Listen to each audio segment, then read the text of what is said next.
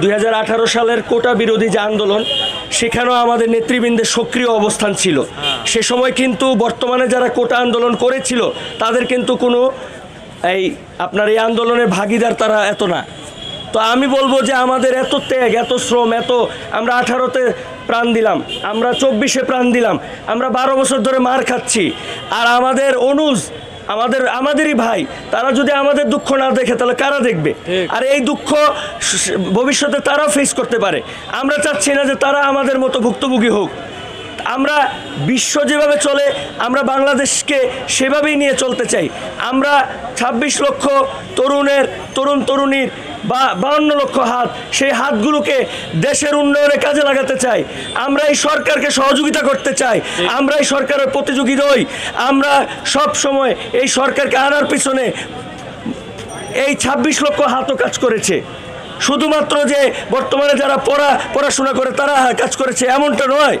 তাই আমরা মনে করি আমাদের সাথে তারা যোগাযোগ করা উচিত ছিল। আজকে 2 দিন হয়ে গেল, তারা যোগাযোগও করেনি। মিডিয়াতে এসেছে, আমরা নাকি প্রধান উপদেষ্টার কাছে যাইনি। আপনাকে যদি কোনো বাসায় দাওয়াত না করা হয়, আপনাকে যদি আমন্ত্রণ না জানানো হয়, আপনার সাথে আমি বসতে চাই, কথা বলতে চাই, তাহলে আগে আপনি যেতে পারবেন? আপনি কি জানেন যে ওখানে আপনাকে যেতে হবে? তো এই যে এই ব্লেম থেকে সরে এসে ইভেন কি এখানে বর্তমানে স্বৈরাচারের সরকারের ট্যাগ দেওয়ার চেষ্টা করা হচ্ছে বিভিন্নভাবে আন্দোলনকে।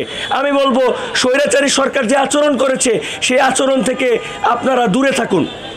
আপনারা স্বৈরাচারী সরকারের মতো আচরণ করবেন না, পুলিশ দিয়ে মানুষকে দমন করার চেষ্টা করবেন না,